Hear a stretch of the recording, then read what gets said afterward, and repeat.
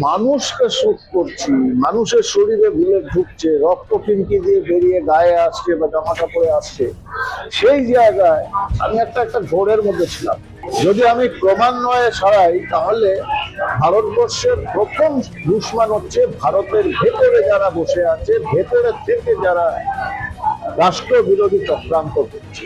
আমি তো এসেছি সব ছেড়ে, যেরকম ভাবে ওরা ব্যবহার করবে আমি ব্যবহৃত হতে এসেছি। মানে আমি ওটা ইসলামিক মৌলবাদীকে মাথায় রেখেও বলছি, বামপন্থীদের মধ্যে মৌলবাদী কেউ যে জায়গায় পৌঁছেছিল আমার আন্দোলন, তারপর কি হলো, রাজনীতি ঢুকে গেল, টুকরো টুকরো হয়ে গেল, সব বন্ধ হয়ে গেল।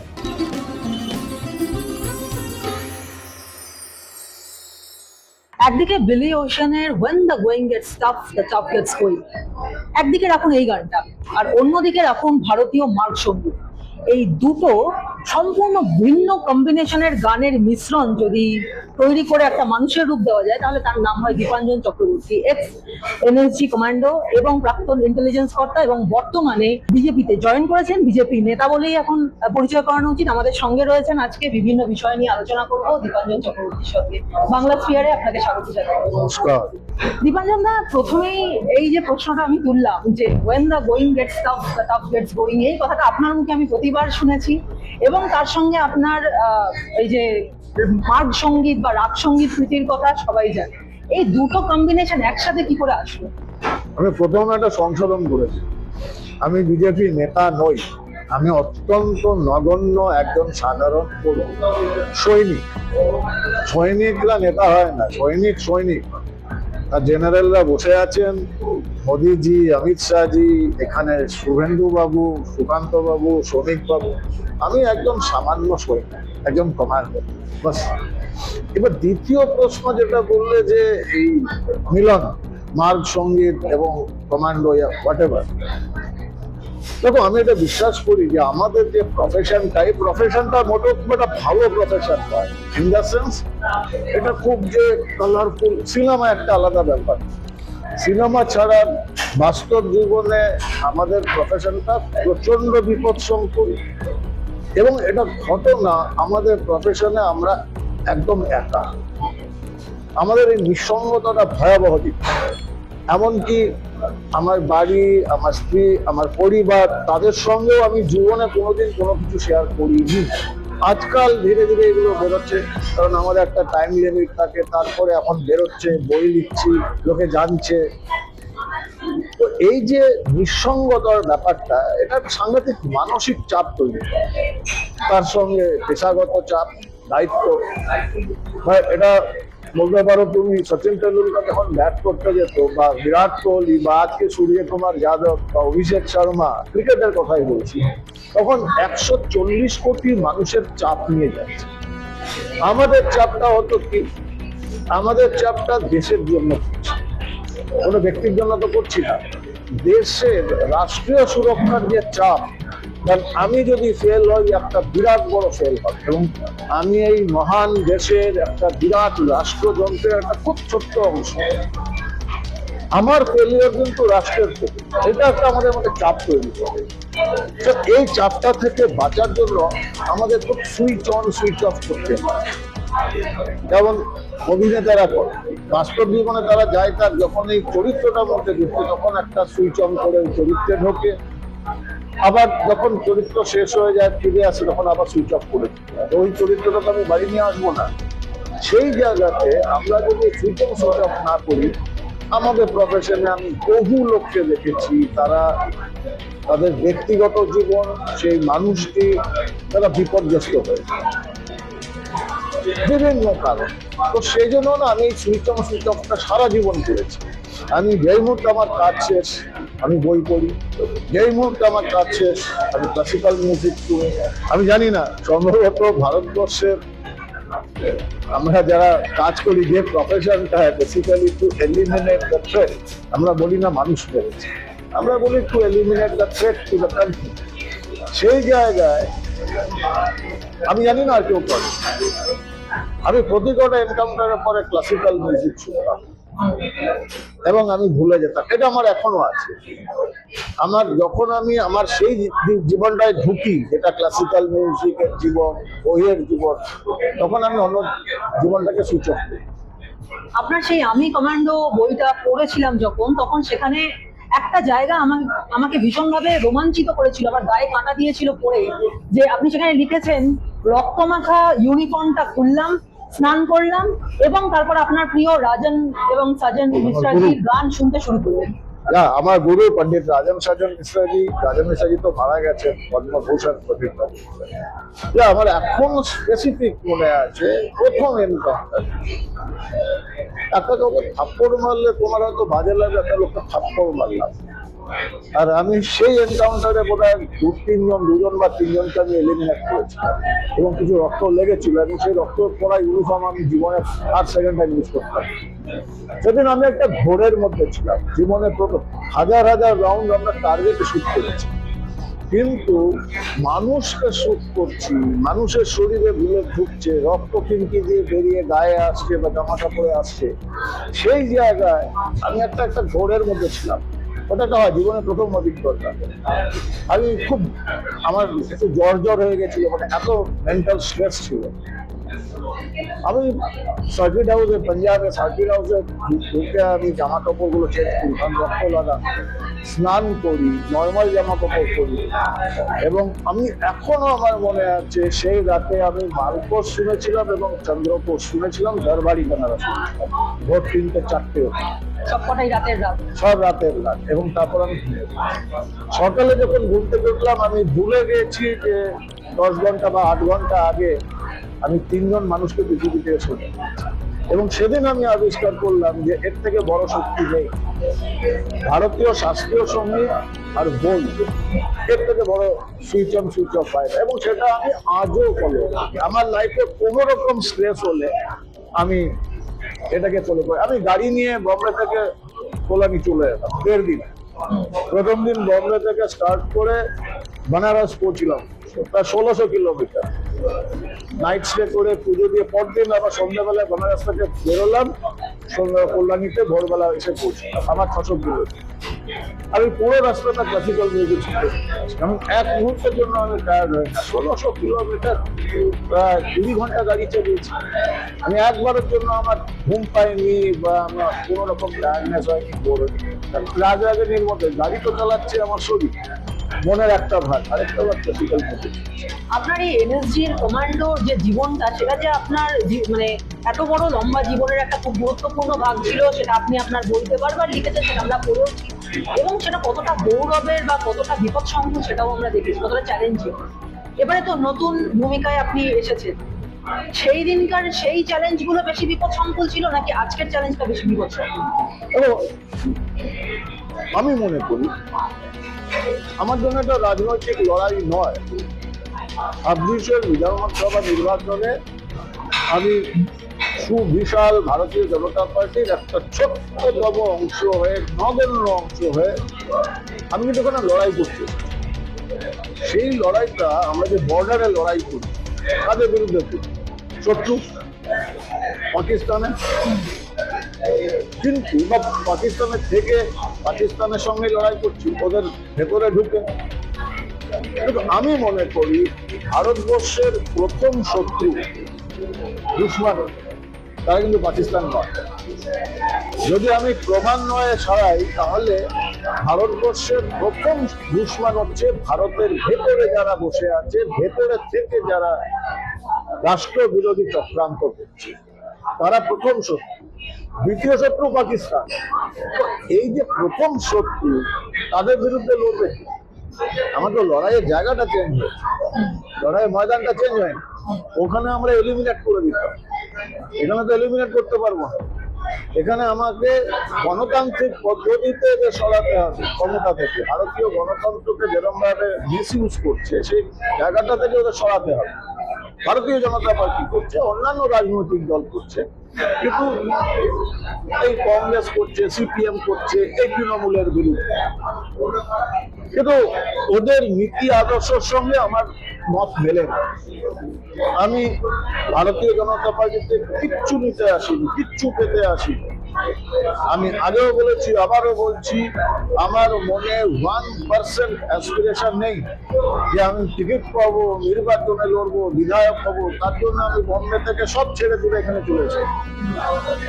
কারণ রাষ্ট্রের জন্য লড়ছি, রাষ্ট্র বিরোধী শক্তিগুলোর জন্য। তাহলে কি এখন পুরোপুরি বাংলার বাসিন্দা? এক্স্যাক্টলি। প্রথম টার্গেট হচ্ছে 14 তলায়, নবান্ন 14 তলাটাকে পরিষ্কার করা, যে রাষ্ট্র বিরোধী শক্তি রয়েছে সেটাকে বিনাশ করা। তারপর যদি আমাকে লিডারশিপ বলে যে এই নতুন রাজ্যটা ভয়াবহ অবস্থায় রয়েছে, ভয়াবহ বিপদের মধ্যে রয়েছে, এই 14 তলার মহিলা চলে গেলে একদিনে সব ঠিক হয়ে যাবে না। সেটাকে ঠিক করতে গেলে সময় দরকার, প্রচুর অধ্যবসায় দরকার, পরিশ্রম দরকার। তাতে যদি ভারতীয় জনতা পার্টি আমার লিডারশিপ মনে করে যে আমার অভিজ্ঞতা বা হোয়াট এভার আমার প্রফেশনাল ব্যাপারটা, সেটাকে যদি তারা ব্যবহার করবেন, আমি ভাববো। আমি তো এসেছি সব ছেড়ে, যেরকম ভাবে ওরা ব্যবহার করবেন আমি ব্যবহৃত হতে এসেছি। জেনারেলি লোকের রাজনৈতিক দলে বা সরকারে বা যেখানেই যায় তারা সেটাকে ব্যবহার করতে চায়। আমি নিজে ব্যবহৃত হতে এসেছি, আমার পাওয়ার কিছু নেই। বাস পশ্চিমবঙ্গ রাজ্যটা বাস। এই যে মানে আপনি এক্ষুনি বললেন যে যদি আপনাদের মানে দিল্লির লিডারশিপ চায়, দিল্লির লিডারশিপ হয়তো চাইছে যে পশ্চিমবঙ্গে এবার কিছু পরিবর্তন আসুক, এবং ঠিক সেই কারণেই বোধহয় রাজ্যপালের চেঞ্জ হলো, এবং রাজ্যপাল হিসেবে তিনি নতুন যিনি এলেন তিনি প্রাক্তন আইবি এবং সিবিআই এর একজন অফিসার। কি মনে করছেন নতুন কিছু হতে পারে? দেখো, দুটো তিনটে জিনিস খুব পরিষ্কার। সিবিআই বা ইডি যে তদন্তগুলো করছে সেটা মানুষকে বুঝতে হবে। এই যে কথায় কথায় সবাই বলে না যে কিচ্ছু হলো না, এখনো কিচ্ছু হচ্ছে না, এটা কেন বলে? কারণ শুধু তোমারও ধারণা, একজন সিভিলিয়ান হিসেবে তোমার তোর অভিজ্ঞতা নেই তদন্ত প্রক্রিয়া ইত্যাদি সম্পর্কে। আমাদের 99% সিভিলিয়ান যারা এজেন্সির বাইরে রয়েছে বা যারা সরাসরি তদন্ত প্রক্রিয়ার মধ্যে জড়িত নয় বা সেই অভিজ্ঞতা নেই, তাদের একটা অভিজ্ঞতার ভান্ডার হচ্ছে হিন্দি সিনেমা। সেটা যদি প্রথম 20 মিনিট বা আধা ঘন্টায় কেউ অপরাধ করলো ভয়ঙ্কর, নেক্সট 1.5 ঘন্টার মধ্যে তার বিচার প্রক্রিয়া হয়ে গেল, শাস্তি হয়ে গেল, সব হয়ে গেল, 2.5 ঘন্টা পরে তুমি ফাঁসি নিতে বেরো। আমি আজকে ধুরন্ধর 2 দেখলাম। এবার ওই যে ক্যারেক্টারটি হামজা, যাকে দেখানো হয়েছে একজন কোভার্ট অপারেটিভ, সে 2 ঘন্টা 3 ঘন্টার মধ্যে পাকিস্তানে সবাইকে শেষ করে দিল। তা তো হয় না, ওটার জন্য 15 বছর 20 বছর লাগে। It's a continuing process. So এই তদন্ত প্রক্রিয়াটা কিন্তু একটা কন্টিনিউইং প্রসেস, বিশেষ করে আর্থিক কেলেঙ্কারি। এবং ভুলে গেলে চলবে না যে লোকটি এর মধ্যে জড়িত আছে। আমি তাকে বলি স্বাধীনোত্তর ভারতবর্ষের সব থেকে অপরাধ মনস্কের একজন রাজনৈতিক ব্যক্তি। চার্লস শোভরাজের যে অপরাধ মনস্কতা বা দক্ষতা অপরাধে, তার থেকেও হয়তো বেশি। কারণ চার্লস শোভরাজ একা লড়তেন, একাই অপরাধ করতেন। আর এই ভদ্রলোক বা এই ছেলেটি জালি MBA করেছেন, সে কিন্তু পুরো পশ্চিমবঙ্গের রাষ্ট্রশক্তি, রাজ্যের রাষ্ট্রশক্তিকে সঙ্গে নিয়ে রয়েছে। কারণ তার উপরে সংবিধানের শপথ নেওয়া বাংলার যে প্রশাসনিক প্রধান, তার বরাবরে রয়েছে। যে রিস্কা রিলেটিভ হোক হোয়াট এভার, তো এটার জন্য আর এবং দক্ষতম পুলিশের এবং অন্যান্য দক্ষতম লোকজন সঙ্গে রয়েছে। তাতে এই প্রমাণ লোপাট করে দেওয়াটা খুব সহজ। এবং মানি ট্রেলিং যে ব্যাপারটা, ওটা কিন্তু অত্যন্ত কঠিন ব্যাপার। সেটাকে আমার 12 খুঁজে বার করা। আর আমি পুরো বিশ্বাস করি, আমার পুরো ভরসা রয়েছে ইডি সিবিআই। একটা হিন্দিতে কথা বলে বের হ্যাঁ पर अंधेर নেই। এরা যাবে, জেল যাত্রা সুনিশ্চিত। আমি যেটা বারবার বলি, ওই স্টিলের মকরমুখী বালা, জানি না সে কি রিলেশন, পিসি ভাইপো হোয়াট এভার, দুজনকেই যেতে হয়, আজ নয় কাল।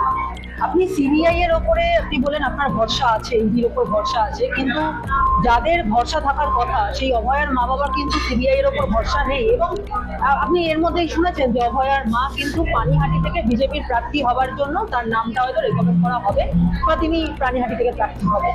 এরপর থেকেই বেনজির আক্রমণ শুরু হয়েছে অভয়ার মাকে। দেখো, আমি ব্যক্তিগতভাবে মনে করি আজকে রিজওয়ানুর যখন মারা গেল, এই তৃণমূল কিন্তু তখন তার ভাইকে রুকবানুরকে এমএলএ বানালো, মন্ত্রী বানালো, এটসেট্রা। এবং তারপরে সিপিএম এর কর্মীও ছিল না, তমান্নাজ বলে যে মেয়েটি মারা গেল, তার মাকে তো তারা বানিয়েছে। তো অভয়ার মা যদি মনে করেন যে আমাকে সিস্টেমের একটা অংশ হতে হবে, না হলে আমি আমার মেয়ের জন্য বিচার চিনিয়ে আনতে পারবো না, তাতে যদি ওই বিজেপির টিকিটে দাঁড়াতে চান, সমস্যা কোথায়? এটা আমি দেখেছি, বিশেষ করে বামপন্থীদের একটা সমস্যা আছে, either my way or highway. তোমার কাছে পৃথিবীতে দুটোই, হয়তো তুই বামপন্থী, নাহলে রেস্ট অফ দ্য ওয়ার্ল্ড তারা চাকরি, ওদের ভাষায়। আমি তোমাকে একটা ব্যক্তিগত উদাহরণ বলি, যে সাংঘাতিক এরা, মানে এদের মতো মৌলবাদী তো কেউ নেই।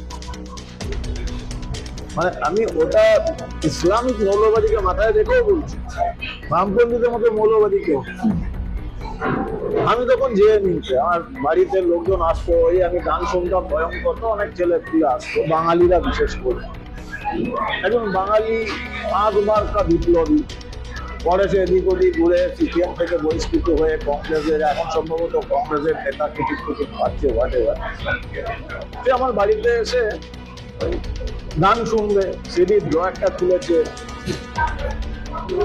ওর দুর্ভাগ্য, কারণ ও এক্সপোজ হয়ে গেছে। আমার সৌভাগ্য, আমি একটা উদাহরণ পেলাম, সেটা বলছি 20 বছর 22 বছর আগে অনেকগুলো সিডি ছিল ওই ড্রয়ারটাতে, এবং ওটাতে সব ক্লাসিক্যাল ভজনের পন্ডিত ভীমসেন যোশী, আমার গুরু পন্ডিত রাজন মিশ্রাজি, এদের লতা মঙ্গেশকর, এদের সমস্ত সিডি হয়েছিল ক্লাসিক্যাল ভজন। প্রথম যে সিডিটাও তুললো পন্ডিত ভীমসেন যোশীজি ভারতরত্ন এবং ভারতরত্ন লতা মঙ্গেশকরের রাম ভজন। ওটা তুলে আমাকে বললো, আরে দীপাঞ্জন দা, তুমিও চাকরি হয়ে গেলে, চাকরিদের গান শুনছো। এই জন্য তারা মহাশূন্যে চলে গেছে। এই জন্য তাদের মধ্যে অস্থিরতা এবং সহনশীলতার এত অভাব, তার জন্য আজকে এই অবস্থা। আজকে অবহেলার মা বাবাকে গালি দিচ্ছে। থ্যাংক গড আমি এখনো বিজেপির টিকিটে দাঁড়াইনি, তাহলে আমাকেও গালি দিত। আমার অবশ্য কিছু পরোয়া নেই। এবারে একটু ওই প্রসঙ্গটাতেই আছি, যে যখন আপনি অ্যাক্টিভ রাজনীতিতে আসেননি, কিন্তু প্রায়ই আপনাকে দেখা যায় বিভিন্ন টিভি চ্যানেলে বা বিভিন্ন পোর্টালে আপনি আপনার বক্তব্য রাখছেন। অভয়ার মৃত্যুর পর যখন প্রচন্ড ভাবে আমাদের রাজ্যটা উত্তাল হয়ে উঠেছে, আপনি কিন্তু মুম্বাইতেও দাঁড়িয়ে পুরো একটা জনমত গড়েছিলেন।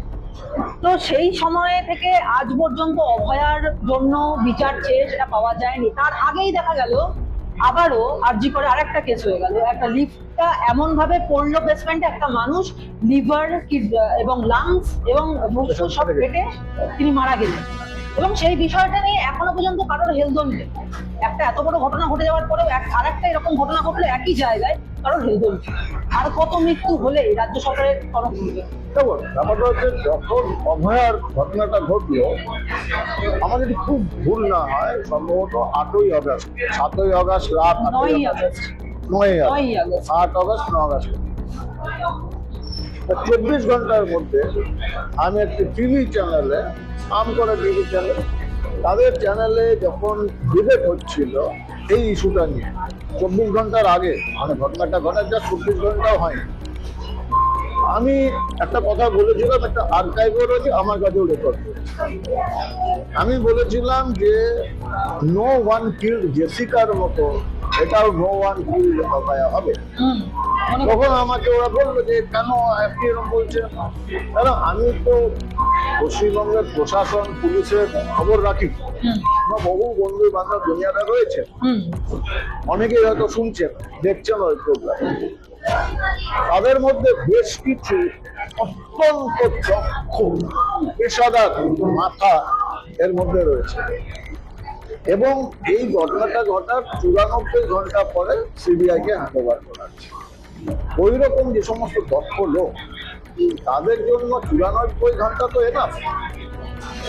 আইন প্রশাসনের দিক থেকে, ক্রিমিনাল ইনভেস্টিগেশনের দিক থেকে, মেডিকেল সায়েন্সের দিক থেকে 94 ঘন্টা ধরে যেরকম ভাবে অপরাধের যাবতীয় চিহ্ন মুছে দেওয়া হয়েছে, সিবিআই কেন ঈশ্বরেরও অসম্ভব এটাকে খুঁজে বার করা। হ্যাঁ, কিছু লোকের ইনভলভমেন্ট হতে পারে, দায়ের কে করেছে, কারা করিয়েছে, একটা স্কেপগোট ওরা পেয়ে গেছে, ফাঁসিয়ে দিয়ে।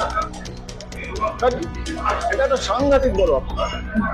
রিসেন্ট যে ঘটনাটা ঘটলো সেটা অপদার্থতা, নেগলিজেন্স, এগুলো রয়েছে, প্রশাসনিক অপদার্থতা, কিন্তু ওটার মাত্রা, গুরুত্ব ভয়াবহ রকমের বেশি। ওটা একটা প্ল্যান করে, যেহেতু আমাদের সেই বোন অভয়া সে জেনে গিয়েছিল সাংঘাতিক ভয়ঙ্কর জঘন্য সমস্ত অপরাধের কথা, দুর্নীতির কথা, তাই তাকে সরিয়ে দেওয়া।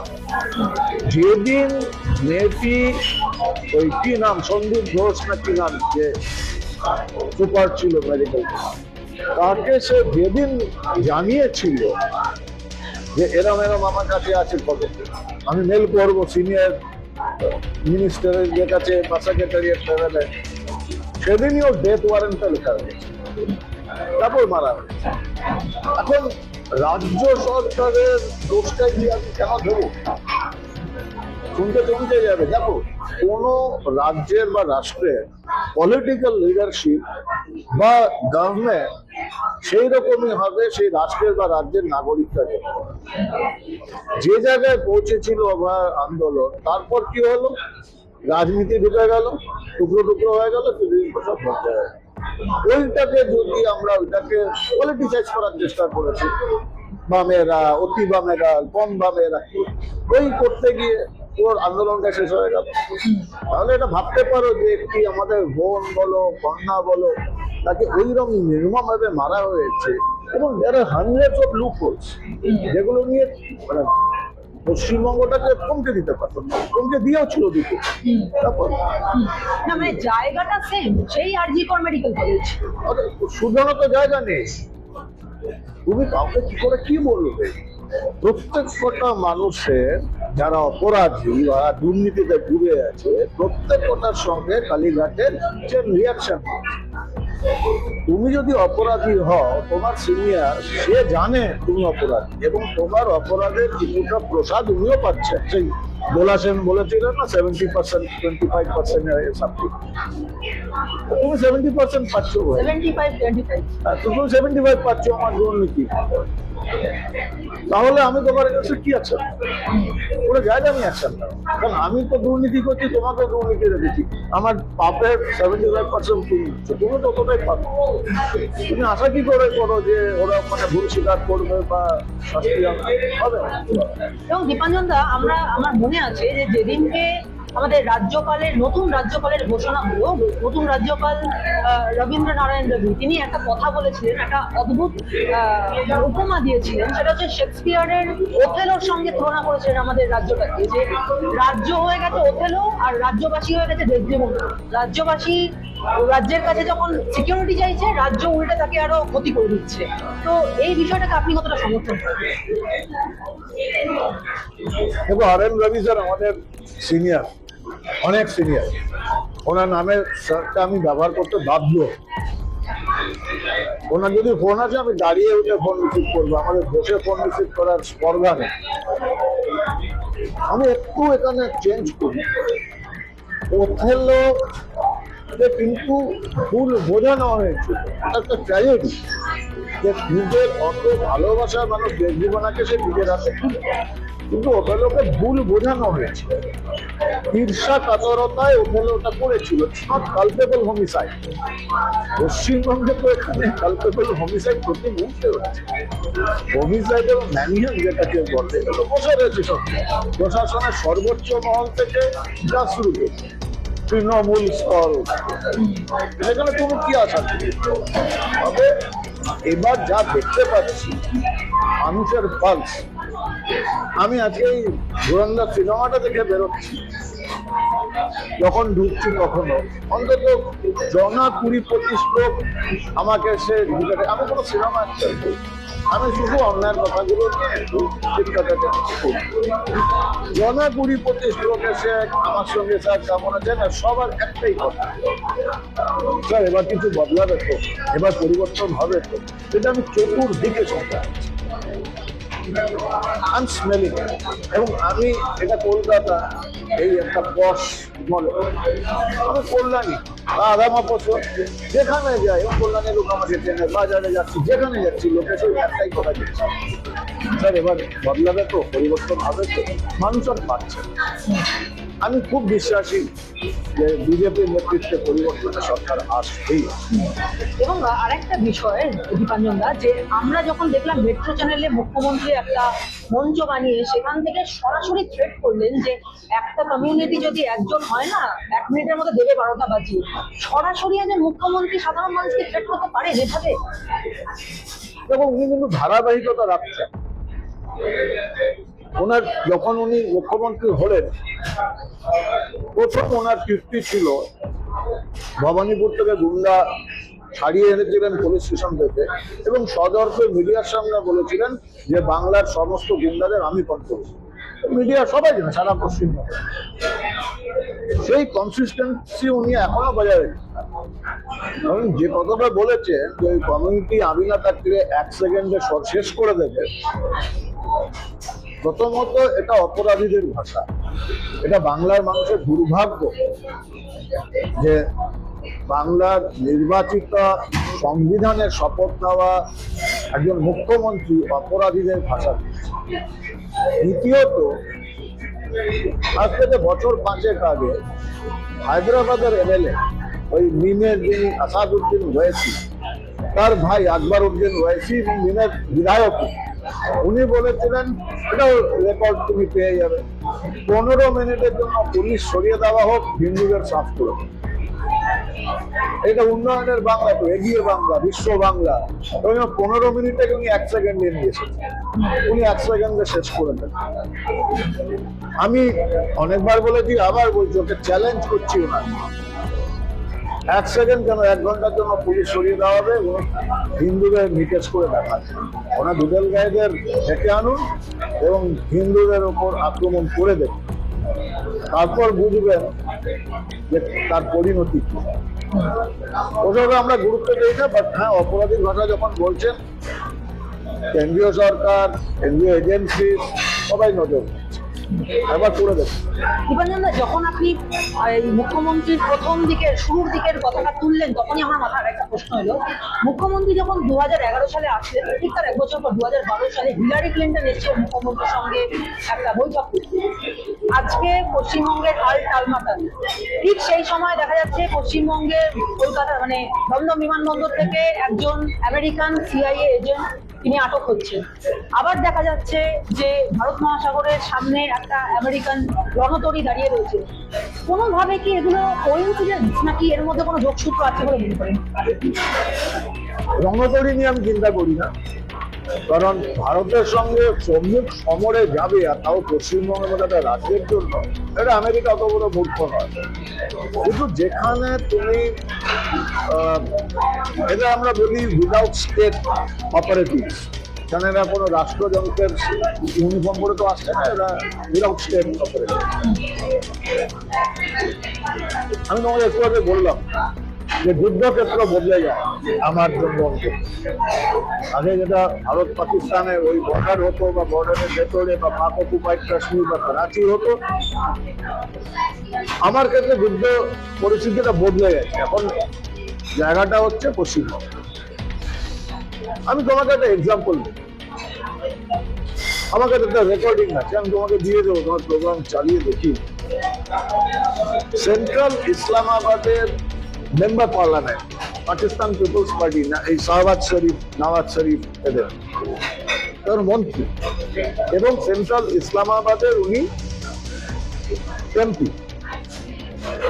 উনি একটি সাংবাদিক সম্মেলনে, এবার ভিডিও আছে আমার, সাংবাদিক সম্মেলনে উনি বলছিলেন যে আমরা কাশ্মীর ফিরিয়ে আনবো, এবং 370 ধারা আমরাও ফিরিয়ে আনবো ইনশাল্লাহ।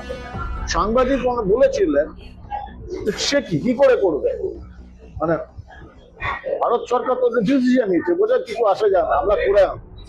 এবং ভারতবর্ষে আমাদের অনেক এমপ্যাথাইজার রয়েছে কোট আনকোট বলে উনি নাম বলেছিলেন, আমার ভিডিও আছে, আমি এক্ষুনি দিয়ে দেবো। জিজ্ঞেস করছে কারা, উনি বললেন অরুন্ধতী রায়, অরবিন্দ কেজরিওয়াল এবং পশ্চিমবঙ্গের মুখ্যমন্ত্রী মমতা ব্যানার্জি, সেন্ট্রাল ইসলামাবাদের মেম্বার পার্লামেন্ট মন্ত্রী, সে বলছে পশ্চিমবঙ্গের মুখ্যমন্ত্রী আমাদের এমপ্যাথাইজার। যুদ্ধক্ষেত্র তাহলে আমাদের জন্য বাংলাদেশের কুখ্যাত সন্ত্রাসবাদী, সার্টিফাইড ডেজিগনেটেড সন্ত্রাসবাদী, যিনি 8 জন মানুষের মুক্তমনা ব্লগারদের হত্যার জন্য সরাসরি জড়িত এবং আল কায়েদার পূর্ব বাংলাদেশের উনি চিফ, আনসারুল্লাহ বাংলা চিফ, সেই জসিমউদ্দিন রহমানি, তারও ভিডিও আছে, সেটাও আমি দিয়ে দেবো তোমাকে। তো উনি তো বলছেন প্রকাশ্যে বিছানায় শুয়ে হসপিটালে ভিডিও বার্তা দিয়েছিলেন যখন ওনাকে বেকসুর খালাস করলো ইউনিসেফ সরকার, তার আগে হাসিনা বাজারের সরকার ওকে মৃত্যুদণ্ড দিয়েছে। সে তো বলেছে প্রথম ভিডিও বার্তায় যে বাংলার মুখ্যমন্ত্রী মমতা ব্যানার্জিকে আমি আহ্বান জানাচ্ছি মোদীর কুশাসন থেকে বেরিয়ে আসুন, আমাদের স্বাধীন পূর্ব পাকিস্তান তৈরি করতে সাহায্য করুন। আপনি চিকেন স্নেক আমাদের সাহায্য করুন নিয়ে নিতে, কেটে দিতে ভারতবর্ষ থেকে, আমরা পুরো উত্তর পূর্ব ভারত নিয়ে গজওয়াতুল হিন্দ বা স্বাধীন পূর্ব পাকিস্তান করবে এবং আপনাকে আমরা তার প্রধান বানাবো। আমি গত 1.5-2 বছরে আমি গুনে 116-117 বার আমি বাংলার মুখ্যমন্ত্রীকে চ্যালেঞ্জ করেছি যে একজন টেরোরিস্ট বিদেশে বসে কি বললো তাতে আপনার কিছু যায় আসে না, আপনি কি করে কন্ট্রোল করবেন, বাট আপনি একটা রিজয়েন্ডার তো দিন। একজন সন্ত্রাসবাদী কি বলছে আমার তাতে আসে যায় না, আমি ভারতের রাষ্ট্র সুরক্ষার সঙ্গে আছি, আমি সংবিধানের শপথ নেওয়া নির্বাচিত প্রতিনিধি একটি রাজ্যের প্রশাসনিক প্রধান। 117 বার বলেছি আমি ওনাকে, 117 দিন আমি চ্যালেঞ্জ করেছি, আজকে সম্ভবত 118, এবং সঙ্গে সঙ্গে আমি এটাও চ্যালেঞ্জ করি যে হয় উনি জিহাদি আর না ওদের সঙ্গে আছে। এবং আপনার যদি মনে হয় আমি যেটা বলছি এটা আমার আপনার পক্ষে মানহানিকর, আপনি আমার জন্য আদালতে যান, মানহানি মামলা করুন, আপনার পুলিশ হচ্ছে, আমার এগেনস্টে অ্যারেস্ট ওয়ারেন্ট বার করুন, আমাকে অ্যারেস্ট করুন, আমি আদালতে গিয়ে যুক্তিগ্রাহ্য প্রমাণ দিয়ে দেবো, এটা আমার কোনো উকিল দরকার নেই। কেন করছেন না? ওনার পার্টির, ওনার পুলিশের, এসটিএফ এর একটা লোক আজ পর্যন্ত 2 বছরে বলেছে যে একটা সন্ত্রাসবাদী মমতা ব্যানার্জির নাম করে আহ্বান জানাচ্ছেন স্বাধীন পূর্ব পাকিস্তানের জন্য এবং উনি রিজয়েন্ডার দিচ্ছেন না, উনি অস্বীকার করছেন না, চুপচাপ বসে গেছেন। তো সংস্কৃতে মৌনাং সম্মতি লক্ষণ, এটার বিরুদ্ধে লড়াই তো করতে হবে। এটা আমি বলি যে রাষ্ট্রবিরোধী শক্তি সেটা যে শুধু শেখ নাসরুল্লাহ, ইমতিয়াজ, ইন্তিখাব হতে হবে জরুরি নয়, সেখানে পশ্চিমবঙ্গে ব্যানার্জিও হতে পারে, আমরা দেখছি সেখানে আমরা হাত গুটিয়ে বসে থাকবো। এটাই আমার কারণ ভারতীয় জনতা পার্টিতে যোগদান করা। দীপাঞ্জন দা, এটা তো একটা রাজ্যের কথা হলো, কিন্তু একটা অদ্ভুত বিষয়, যে বিষয়টা নিয়ে কিন্তু বাংলার কোনো মিডিয়া সেভাবে কথা বলেনি, কিন্তু ন্যাশনাল মিডিয়াগুলো কিন্তু সোচ্চার হয়ে বলছে যে পূর্ব এবং উত্তর পূর্ব ভারতে একটা এরকম স্মেল করা যাচ্ছে যে আমেরিকান ডিপ স্টেট সেখানে কিছু কাজ করছে, মণিপুর টনিপুর বা ওই দিকটায় মায়ানমার, এই সমস্ত জায়গাতে আমেরিকান ডিপ স্টেট কিছু কাজ করছে এবং 6 জন ইউক্রেনিয়ানও ধরা পড়েছে। এই বিষয়টা তো মানে রাষ্ট্রীয় সুরক্ষার জন্য বড় থ্রেট। আমি এটা নিয়ে একটি ন্যাশনাল চ্যানেলে আমি করতেছিলাম পরশুদিন, যেখানে 6 জন ইউক্রেনিয়ান ধরা পড়লো এবং মার্সিনারি, অল আর মার্সিনারি, এবং ভ্যানডাইক সে আমেরিকার সিটিজেন কিন্তু বেসিক্যালি হল্যান্ডের। ভ্যানডাইকের প্রচুর নাম সুনাম আছে, মানে ওটা নিয়ে বলতে গেলে অনেক সময় লাগে। সেই লোকটি ধরা পড়লো, ভারতবর্ষের কোনো চ্যানেল কিন্তু সেটা দেখাচ্ছে না। মানুষকে আপনি জিজ্ঞাসা করুন এখানে কেউ জানে কি জিনিসটা, কি ভয়ঙ্কর। এবং এটা আমরা বলি এই যে আকাশে দেখবে মাঝে মাঝে ওই উল্কা খসে পড়ে বা কোনো তারা খসে পড়ছে, সেটা একটা আপনি যেটা দেখতে পাচ্ছেন, 100 হাজার খসে পড়ছে, সেরকম দেখতে পাচ্ছেন। এরকম ডিপ স্টেট বা স্টেটলেস অপারেটিভ ভারতবর্ষে অনেক ছড়িয়ে আছে। ধরা পড়ছে, কিন্তু ইটস ভেরি ডিফিকাল্ট। আমাদের যেটা এজেন্সি বা সেন্ট্রাল এজেন্সি বা আর্ম ফোর্সেস, আমাদের একটা অসুবিধা আছে যে সন্ত্রাসবাদীরা, তাদের একবার সুযোগ দরকার সাকসেসফুল হওয়ার জন্য, ব্যাস তারা সাকসেসফুল। আর আমাদের প্রত্যেক দিন সাকসেসফুল হতে হয়, একদিন আমরা ফেল করলে সেই সুযোগটা ওরা থাকে। ভারতবর্ষের রাষ্ট্রীয় সুরক্ষা মেশিনারি সবাই লড়ছে, আর আমরা নিশ্চিত ভারতের সেরকম ক্ষতি কেউ করে করতে পারবে না, আমরা প্রস্তুত। একটা সময়ে যিনি দেশের সীমান্তবর্তী অঞ্চলগুলোকে সুরক্ষিত করার জন্য লড়াই করেছেন, আজকে সেই মানুষটি একটা নিজের রাজ্যের হয়ে লড়াই করছেন যাতে এই রাজ্যটাকে দুর্নীতি মুক্ত করা যায়, শিশুর বাসযোগ্য, পরবর্তী প্রজন্মের বাসযোগ্য করা যায়। সেই কারণে আজকে তার লড়াইটা গোটা দেশের সীমান্তকে ছেড়ে একটা রাজ্যে, নিজের মাতৃভূমির মধ্যে, নিজের যে জায়গায় জন্মেছেন, যেখান থেকে বড় হয়েছেন এবং যেখান থেকে তার দীর্ঘ জীবনের একটা এত লম্বা একটা গ্লোরিয়াস জীবনের যাত্রাপথ শুরু হয়েছিল, সেই জায়গাটাকে কলঙ্কমুক্ত করার জন্য তিনি লড়াই করছেন। আমাদের দীপাঞ্জন চক্রবর্তীর সঙ্গে আজকে কথা হলো যা আপনারা দেখতে পেলেন। বাংলা স্ফিয়ারে এরকম একাধিক পডকাস্ট এবং একাধিক সোর্স দেখার জন্য নজর রাখুন বাংলা স্ফিয়ারে।